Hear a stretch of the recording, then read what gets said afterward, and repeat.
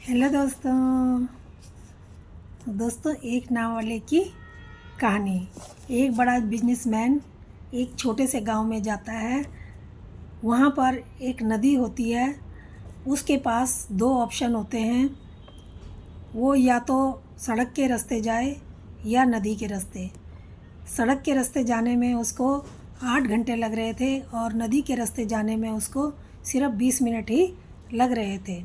वो सोचता है क्यों ना मैं नदी के रास्ते जाऊं। वो नाव में बैठता है और नाव पार करने लगता है, नदी पार करने लगता है। जब वो नदी पार कर रहा था तो नाव छोटी थी। एक तरफ नाव वाला बैठा था और दूसरे किनारे पर ये सेठ जी बैठे थे। थोड़ी देर में वो नाव वाले से बोलते हैं कि तुझे पता है तेरी नाव में कौन बैठा है? वो कहता है नहीं साहब, मुझे कैसे पता हो सकता है। वो कहता है मेरी फ़ोटो हर दूसरे दिन अखबार में आती रहती है, क्या तूने मेरी फ़ोटो नहीं देखी? वो कहता है नहीं साहब, मैं तो पढ़ा लिखा नहीं हूँ, मुझे तो नहीं पता। वो कहता है ऐसी ज़िंदगी भी किस काम की?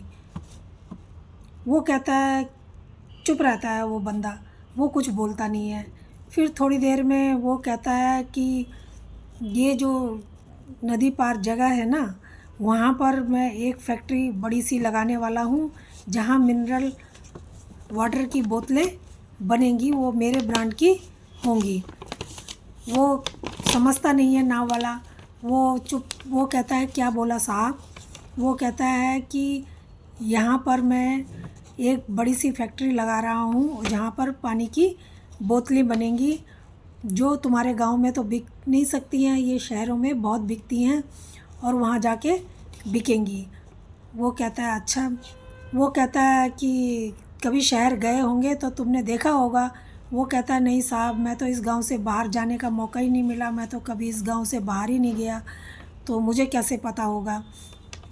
वो हंसने लगता है और कहता है कभी गांव से बाहर नहीं गया, ऐसी ज़िंदगी भी किस काम की। अब वो नाव वाला जो होता है वो सोचता है कि वाकई में मेरी ज़िंदगी तो किसी काम की नहीं है, मैं तो बेकार आदमी हूँ, मुझे तो कुछ भी नहीं पता। वो यही सोच ही रहा था, तभी नदी में एक बड़ा सा पत्थर पे जो नाव होती है वो टकरा जाती है और नाव में पानी भरने लगता है। अब जब नाव में पानी भरता है तो वो जो नाव वाला होता है वो समझ जाता है कि अब बचना मुश्किल है। वो नदी में कूदने लगता है कि मैं तैर के निकल जाऊं। तभी वो उससे पूछता है सेठ जी से कि आपको तैरना आता है? वो कहता है कि नहीं, मुझे तो तैरना नहीं आता। तो वो कहता है कि ऐसी ज़िंदगी भी किस काम की जो आपको तैरना ही नहीं आता। तो वो समझ जाता है सेठ, और वो हाथ जोड़ता है और कहता है कि मुझे बचा लो और मुझसे गलती हो गई, मुझे ऐसा नहीं बोलना चाहिए था, मुझे माफ़ कर दो और मुझे बचा लो। वो कहता है नाव वाला कि ठीक है, मुझे तो तैरना आता है, मैं तो अपने को बचाऊंगा ही, साथ साथ आपको भी बचा लूँगा, आप सिर्फ मुझे ज़ोर से पकड़ लेना और छोड़ना मत। अब सेठ ऐसे ही करता है और उसको वो नदी पार करा देता है, दोनों की जान बच जाती है। इससे हमें बहुत बड़ी सीख मिलती है कि किसी का हमें मजाक नहीं उड़ाना चाहिए। पता नहीं हमारे कौन कब किस काम आ जाए, कहाँ आ जाए, किस स्थिति में आ जाए। तो दोस्तों ये कहानी कैसी लगी? अगर अच्छी लगी हो तो प्लीज़ लाइक और सब्सक्राइब ज़रूर करना। धन्यवाद।